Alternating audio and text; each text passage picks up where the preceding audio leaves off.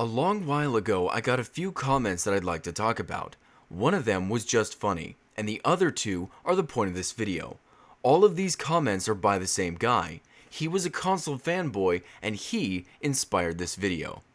The first comment was something to the lines of, I think developers read comments on the internet of people console bashing, and the more of that they see, the more PC gamers will get broken ports of games. I feel as though developers do this on purpose, to punish you for console bashing. Now let me address this real quick, because this was really stupid. The major reasons a port comes out terrible on the PC is either because of incompetence, or the developer just didn't care. In the case of Assassin's Creed Unity, it was incompetence. In the case of Darksiders 2, they didn't care. Dark Souls, incompetence. The Evil Within, didn't care. And Batman Arkham Knight, a little bit of both.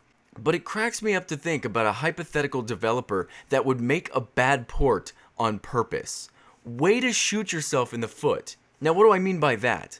Well, the PC platform rakes in more money for AAA developers than all other consoles combined. So to make a bad port and ruin your reputation just because you as a developer didn't like some mean words that someone posted on the internet is absurd and literally only the type of idea that comes from a child. However, it was funny enough to address. Now on to the points of this video. The two other comments spoken by this guy was, I would respect the PC platform more if it didn't beg for console games from AAA developers. And there is no AAA developers for PC. Stop begging for our games and just stick with your indies. Now I gotta burst your bubble here, and I'm not gonna do it quickly. This is gonna be nice and slow. Let's say I gave up every developer who started development on consoles. However, you also have to give up every developer who started on the PC platform. Uh-oh. We might be in a bit of a predicament here. When it comes to development, a lot of companies started on PC. Don't believe me? Battlefield 1942 was the very first Battlefield game developed by EA and DICE. They made the game for PC, and a year after its release, tried porting it to consoles with the title Battlefield 1943, but it failed, mostly because of all the buttons that they had to try to configure to a controller. And later on through the years, they developed games more with the Call of Duty style controller setup. Easier to use, less buttons, and thoroughly dumbed down. Which is what tends to happen when a developer has to port a game for consoles. But I would not trade any Battlefield game for Battlefield 1942. Huge maps, expansive multiplayer, and truly amazing objectives. They made Battlefront and Battlefront 2 this way as well, which made those games fantastic. But that's just one of the developers that you'd be giving up. Ever heard of a developer by the name of CD Projekt Red? Well, if not, maybe you know them by their games. The Witcher, perhaps? Believe it or not, the very first Witcher was a PC-only game.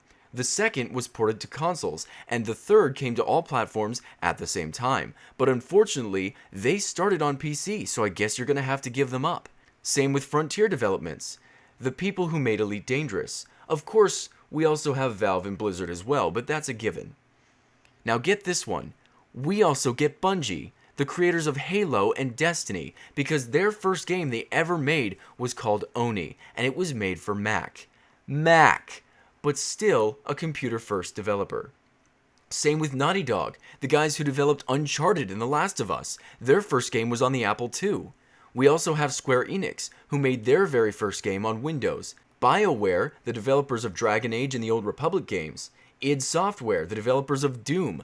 Konami, the developers of Castlevania and Metal Gear. We also get Warner Bros., the developers of the Batman video games and the Lego video games. Same with Lionhead Studios, the developers of Fable. Their first game was on Mac and Windows.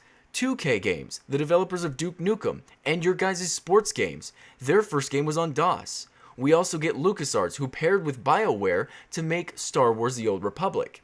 Disney's ours as well, the guys who worked on Kingdom Hearts and Epic Mickey. They also make those Disney Infinity games.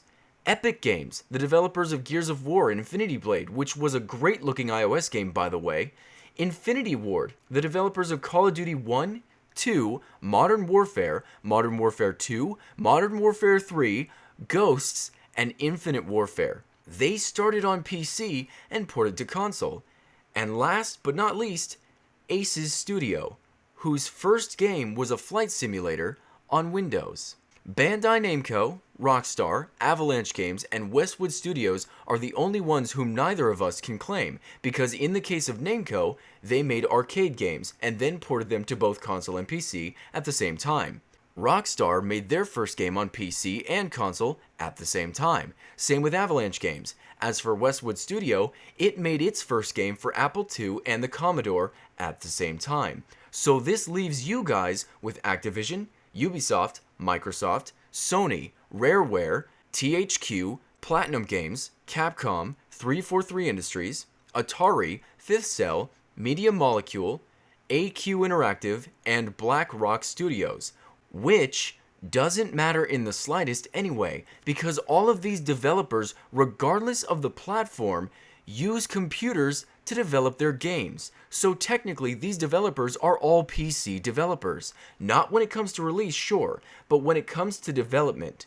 Do you understand why this is such a stupid remark? Not only did a lot of developers start making games for PC, even most of your console-only developers started on PC. But despite all that, developers use PCs to make their games. I will go as far as to say that my rebuttal to this is stupid, because this idea is so stupid. It doesn't matter what platform you play on, be it PC or consoles.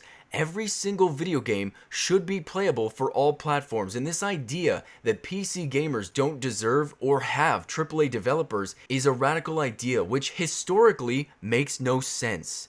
This question should never be asked, and I don't even know how to end this video now. Case closed? Yeah, I'll go with that. Case closed.